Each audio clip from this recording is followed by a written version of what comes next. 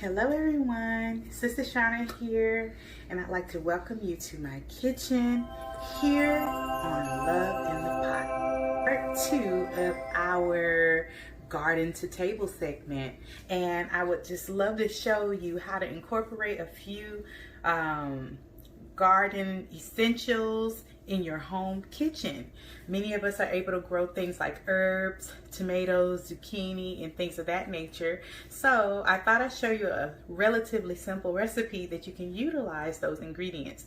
We will be making a grain bowl, Mediterranean style, with seared salmon. Now, if you look at this conceptually, as long as you have your base of grain, our seasoning profile is going to be like garlic and herb, and then we'll be using springtime vegetables like zucchini, tomatoes, peppers, onion, and of course our lovely portion of Swiss chard, the rainbow Swiss chard that we were able to harvest. We will use that today. I know my pepper doesn't look too happy, but that's okay. I don't discriminate. We will put it to use.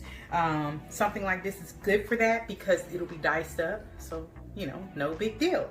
Also, here's our garden pepper. Remember, it was bruised from the stick, so I just cut the bruised part off and we'll utilize the rest. So here we go. First thing first, you should know that I've already cleaned and prepped my fish, and it is waiting for me in the fridge.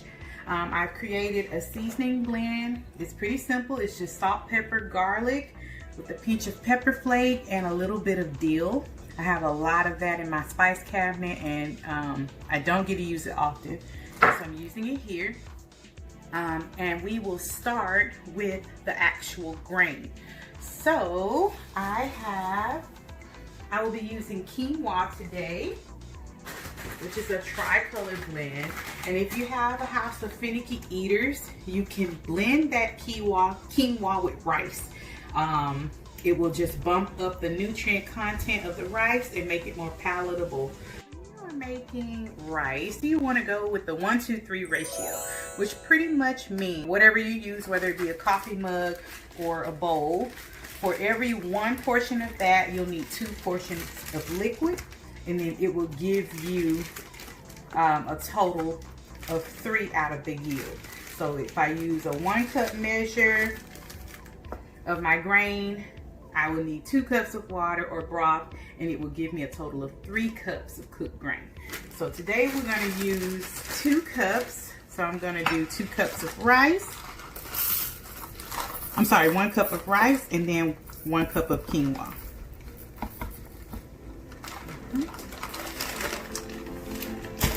And for the rice, I'm just going to give it a quick rinse. Rinse it till the water is somewhat clear. I'm going to do this part before I add my quinoa. So we're not going to be anal about it. I'll do it twice. It's not a lot.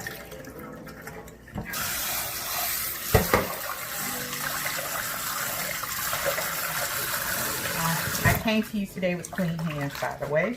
Remember, always wash before you begin handling food, as well as anytime you change a task. So, for instance, after dealing with your fish, you want to thoroughly wash your hands, put away the dirty items you use, clean and sanitize your area before you start back with other ingredients.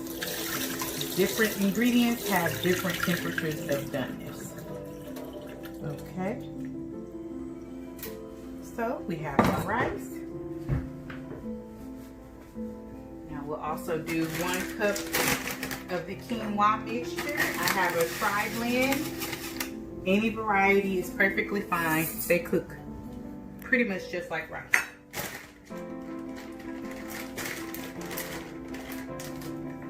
Give it a pinch of our seasoning, a couple of sprigs of fresh herb for flavor. That was thyme and oregano. And we'll just take a bowl of garlic.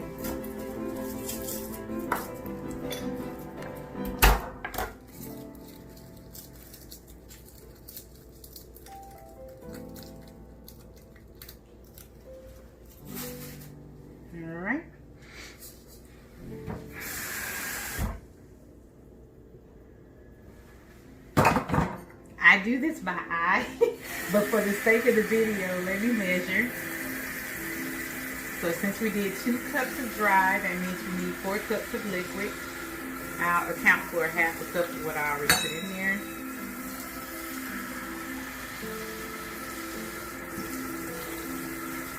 Okay. And we'll get this boiling.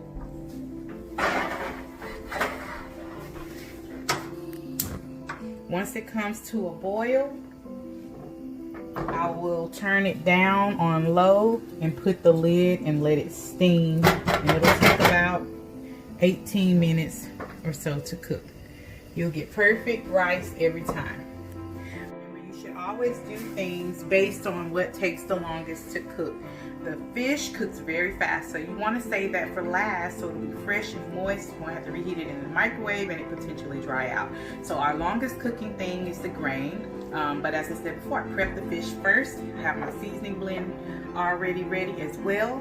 And now while the grains are going, we will fabricate the things going in the dish. So we will start with garlic. I'm just gonna give the bowl a little crush here to loosen those up. It's a little messy. I often cheat and get the pre-peeled garlic cloves. I don't have that this time.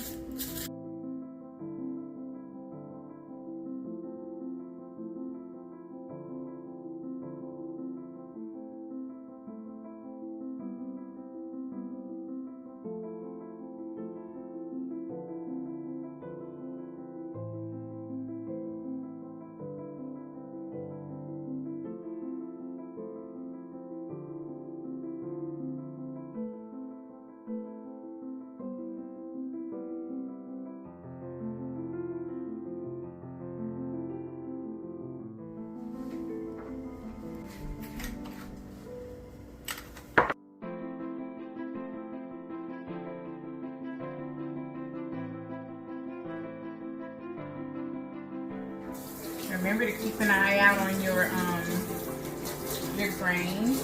I haven't started boiling yet, so I'll keep prepping. Garlic is very sticky, so I like to do this in between. Okay. Next, we'll go with the pepper. Remember, I had to cut that bad spot off, but if you would see the how to make garden salsa video, there's some good tips there.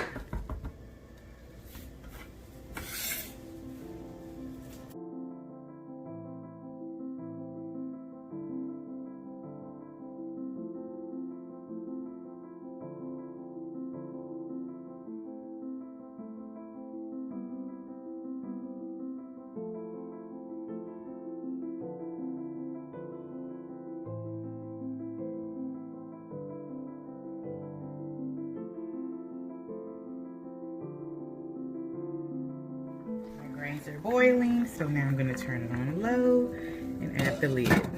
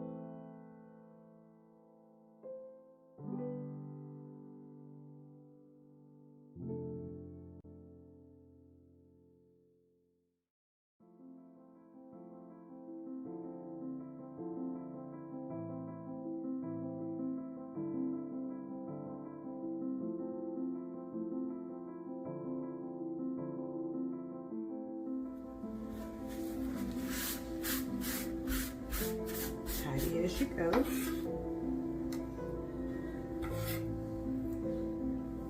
And remember, when we use this garlic, to use less salt, because we use the salt as an abrasive to help break the garlic down. Now, for our Swiss chard, I've already washed it. But what I'm going to do, I'm going to put my stems in one container and my leaves in another, because they cook at different times and I want to eat this one. I know they look a little brown, but these are freshly snipped. That is just from oxidation.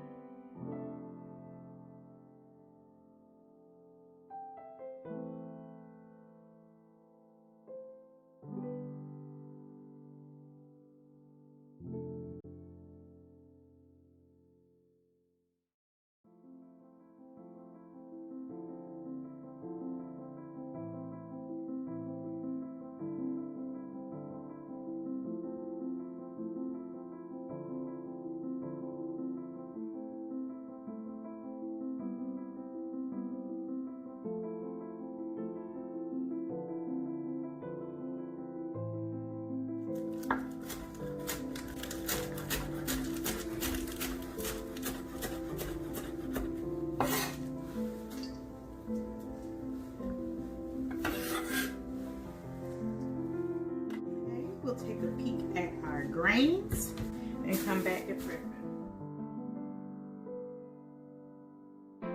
Okay, we're back. I have zucchini that I'm going to chop. Our grains were ready, so I fluffed them and added a little oil, a splash of water, and adjust the seasoning. Now I am going to cut up this zucchini. I have the pan for my fish preheating on low. It's going to be pretty quick from here. And this recipe is very versatile. You can pretty much do it with whatever you like or what you have on hand. Grain bowls are pretty popular right now. You can do them Asian inspired, taco inspired, and here we're doing Mediterranean inspired. I'm going to finish each bowl, if they choose to have it, with feta cheese and the fresh herbs. I'm not going to cut these up too small because I'm going to really quickly saute them, but I want them to not get mushy. But at the same time, I want everything to cook quickly. So when you're prepping, prep with the purpose. Know what you're going to do with your ingredient and manipulate it accordingly.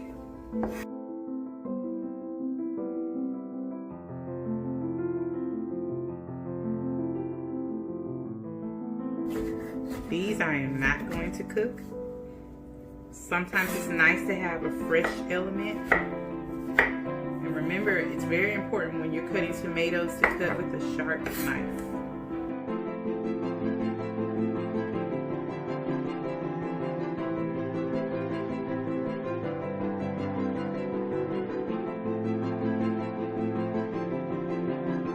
I'm going to do these for a nice fresh punch of flavor. I'm going to add a pinch of our seasoning to this, as well as a little bit of that fresh garlic, a drizzle of olive oil, and some of those fresh chopped herbs.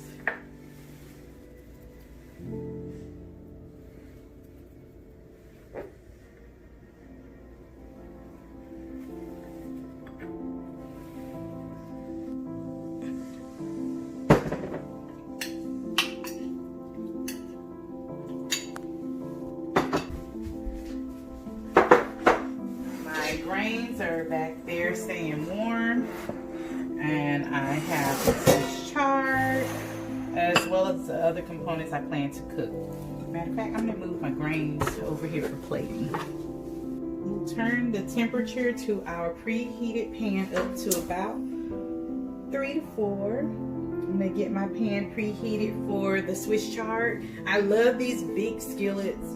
You can often find them, of course, at your major department stores. They usually do not come in a set. You have to get them individually. This one I got at Walmart. This one I got at TJ Maxx, and they were both reasonable, like under $30. And I really do use them. Matter of fact, it's time for more. So I love these big pans because they allow you the ability to do larger quantities, to flash cook things, to sear, and to have that space in order to achieve browning when you are trying to saute or sear. I personally love my fish crisp, not soggy. Okay. Unless I'm trying to steam. I'm gonna grab some gloves because I have them so that I can work with the fish. Fish, really, it doesn't have to be marinated, but if you want to marinate it, you shouldn't marinate it for more than a day or so, because it may change the texture and just be kind of weird. So remember, we created our spice blend ahead of time. Salt, pepper, garlic, fresh, dried dill.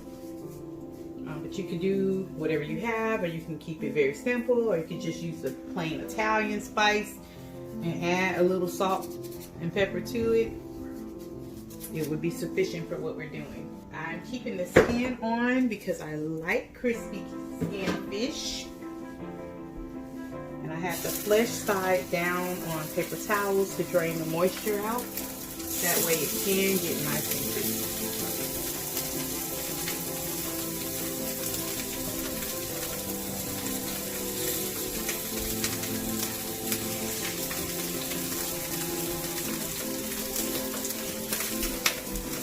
Space things out.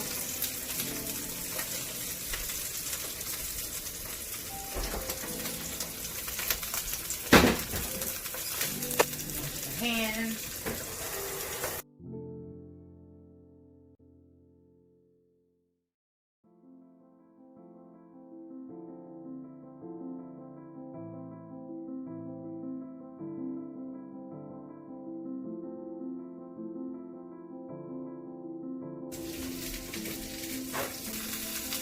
Going to rotate the oil around and keep this on a medium heat. That way our fish can slowly cook on the top while the bottom is getting crispy, because we want that crispy skin. Okay, so while this is happening, we'll get everything else ready to go. Of course, we'll season the top of our fish. You could also modify this dish by using lamb. You could even use that gyro lamb beef blend and brown it and season it for a quick meal. Or you could use chicken or just make it plain vegetarian. So now we are going to do a quick sear on the zucchini. So this burner is pretty small, so I'm going to crank it up so it'll do what I need it to do. Move that oil around. Remember, safety first.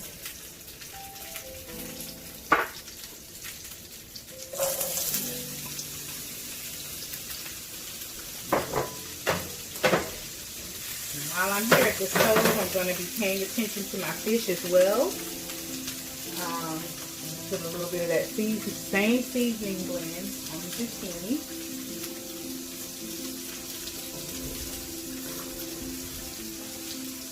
Add a pinch of garlic. Actually, I'm going to wait to add the garlic to let the zucchini get more brown. So spread it out. Hopefully this little burner can get the job done.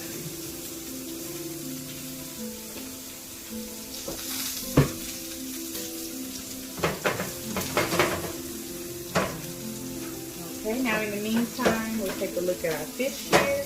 And salmon is one of those fish that can be pretty easy to cook because you can tell by looking at the flesh of the fish. You can see here at the base it's starting to kind of turn opaque-ish, that lighter color, as opposed to the more fleshy look that's higher up. So it will let you know when it's pretty much done. The fish should be cooked to an internal temperature of 145 degrees Fahrenheit. I like to pull it around 140, between 140 and 138, because it's going to carry over. That way I can ensure that my fish is not dry. Okay, and let's take a look at our zucchini. Now, this burner is just not cooking. I'm gonna add a pinch of red pepper flake. You don't have to, but I like a little bit of kick, so that's what I'm gonna do. And I crushed it in my hand so the pieces will break down a little bit.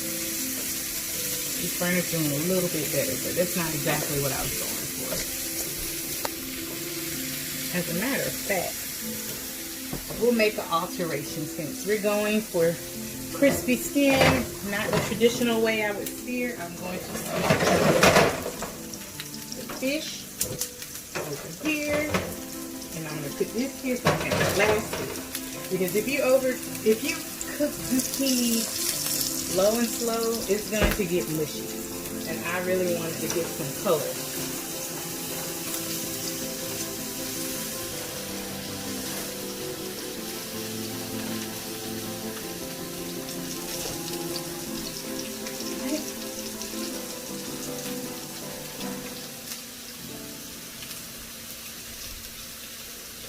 Fish is cooking, you can add a little lemon zest. I love this tool. This is a microplane or a fine zester.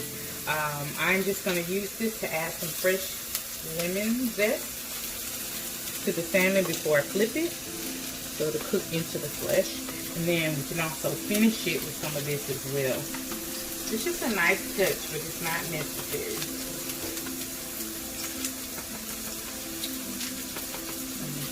Reel in those Mediterranean flavors.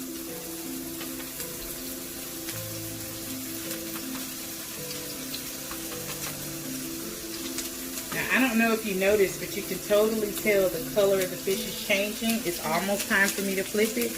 When it's about halfway, I'm going to flip it over.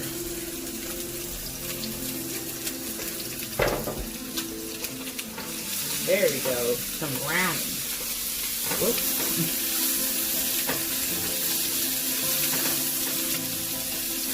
I've used this can so much it's not really non-stick anymore. Okay, this is as far as I want to take it. I just wanted to get some color.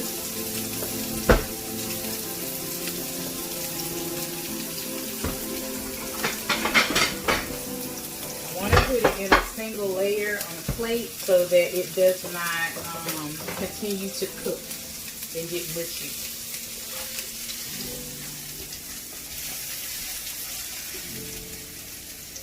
As you can see, everything's almost done, so everything will be done pretty much at the same time, and this will still be warm enough where it doesn't have to be like scalding hot.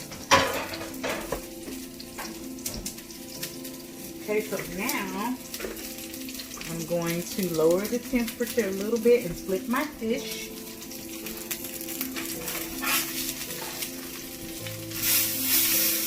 Using a fish spatula is pretty flexible, makes it easier to deal with flipping your fish.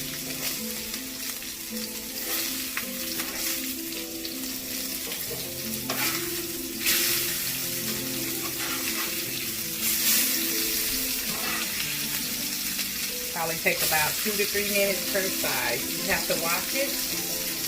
Turn the temperature down. Alright, back to this skillet. We will add our stems. Remember, we cut them separately, and I did that for a reason because they need a minute or two longer than the leaves, and I don't want to cook my leaves until they're mushy. But they're very beautiful and they taste good as well. So I'm kind of building flavor, seasoning each thing as I go. I'm going to season with that spice blend. I'm also going to add the raw onion and peppers. I think I'll add about half of everything in cut. Save some of that for some frittata tomorrow. See? Prep it once, use it twice. Help yourself. Add a little bit more olive oil because I'll be frying those leaves in a minute. If you are using the non-stick skillet, you can certainly use less oil. Okay. one thing to remember, you can add things, but you cannot take them out. So it's better to add a little at a time, taste, and adjust.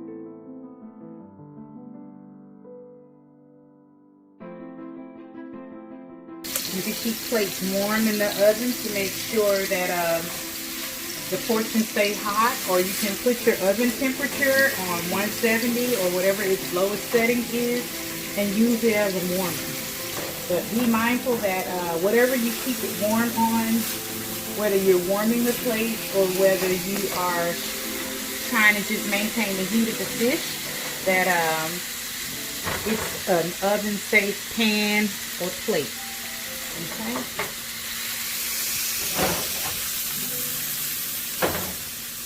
I know that little guy is ready.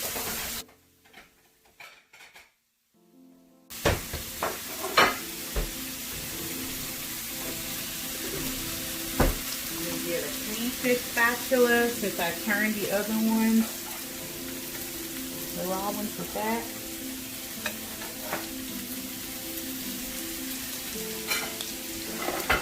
Almost ready to build.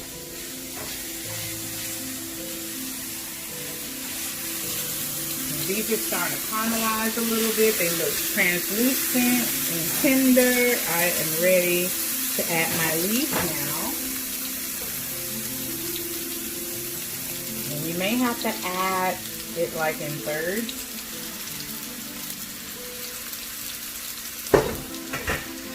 The skillet that I'm using is shallow. That's what I'm going to have to do. And I'm just going to fold it in as they wilt down and then add more.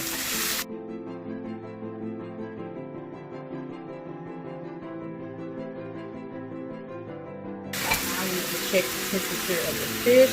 Make sure we're not overcooking.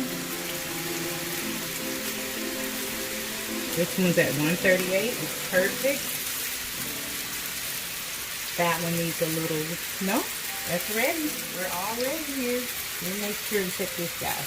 Remember, when you're checking temperatures, you want to check at the fattiest point. He's not quite done. Let me make sure again here. You could use a little longer. That one can use maybe 1 more minute. This one is ready.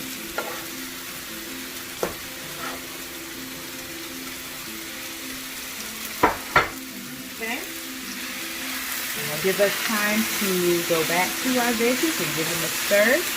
We're rotating the raw on the bottom so it can get some heat and wilt down, and we can get the last bit in. This could really be a 20 to 30 minute meal, because the grain takes at least 18 minutes. I want to say that's exactly how much mine took. But of course, if you made your rice or your grain the day before on your prep day, this could totally be a 10-minute meal. If you had your fish already seasoned, clean seasoned and ready to go, and on a chaotic week, you could pull that fish out, get it in the oven or in the skillet as I'm doing here, and have that grain going and have dinner on the table within 30 minutes. Now, I wouldn't typically use this many dishes, but I'm doing things in sections so you can see how to prep and get yourself ready. And as you can see, I tried to condense things down to using 1 or 2 pots. So we use this pot to do 2 jobs, and so you could have easily had the oven preheated, partially cook the fish, finish it in the oven, and then use that same pan to pull up those flavors and do your veggies. So there is certainly a way. But this is almost done. I'm going to turn it down a little bit.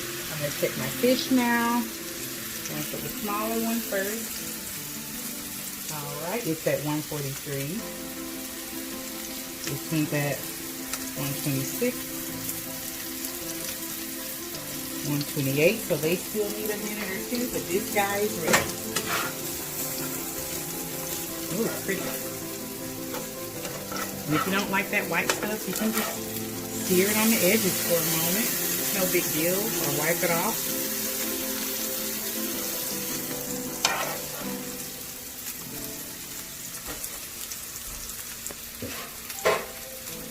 Okay.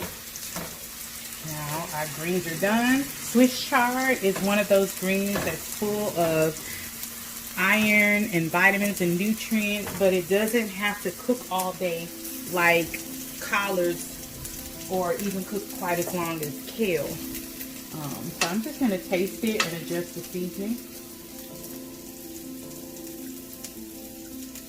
Pretty good. I think it could use a pinch more. Could certainly add a little veggie broth. I still have the crunch because of the stems and the nice tender leaves, so it's a really nice blend. You shouldn't cook the life out of your vegetables because then you are losing the nutrient content. Try to keep it fresh and vibrant and try to eat the rainbow. Okay, so let's check these guys, see if they're ready.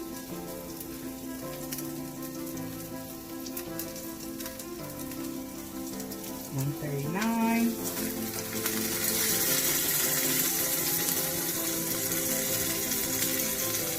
$143. It's ready and still climbing. Perfect. I go through the trouble of doing my fish in this skillet because I like caramelization, I like the crust, I like texture, but you can make this meal a lot easier by putting your fish in the oven. All right, we'll take a moment and get ready to build our bowls. Okay, everything's set and ready. Now I'm going to remove some of this extra oil and butter, and I'm just going to pull up some of the brown bits out of this pan and make a quick broth to add to our little grain bowl.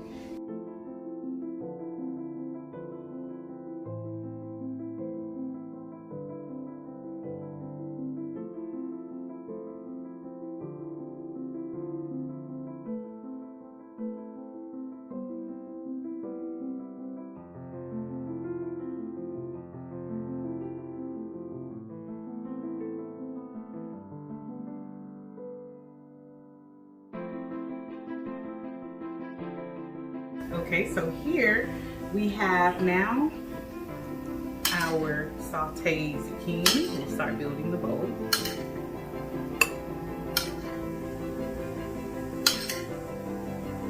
I'm going to do the plate a little differently.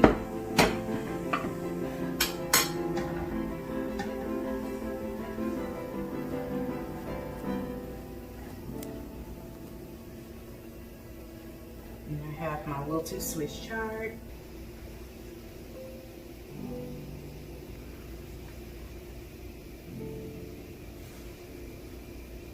Could totally do this without it, but I'm using what I yielded out of the garden.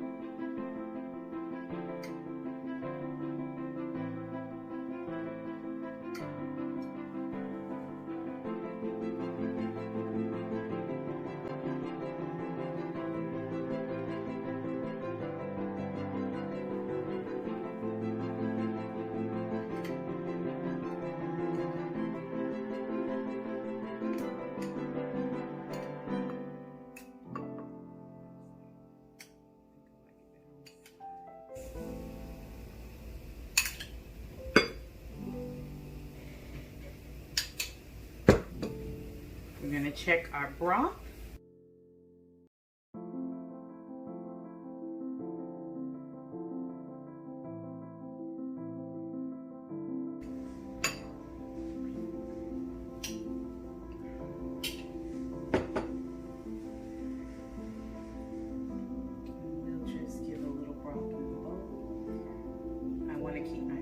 crispy.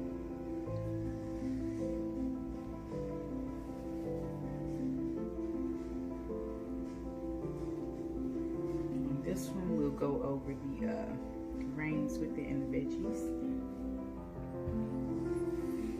And then I have some feta cheese in the fridge.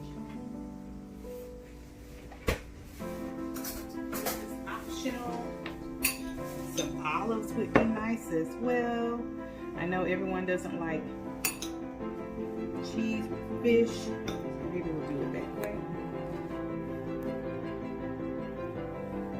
You just play with it and have fun and get creative. We have freshly chopped herbs here. We'll give this one the chiffonade, and this one we'll do the chopped. See which one we like the best. I think I like the chiffonade.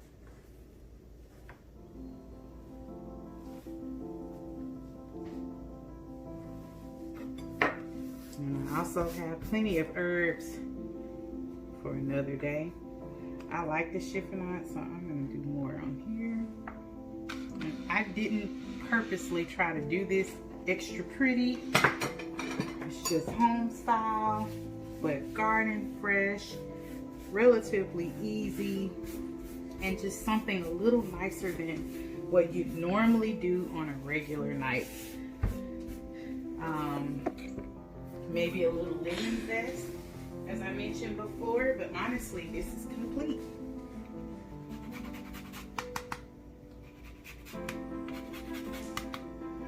Couple of cracks of fresh black pepper.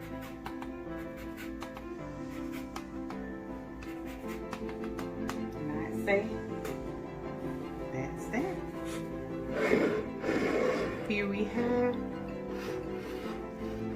Mediterranean bowls from start to finish with garden fresh ingredients from my kitchen to yours.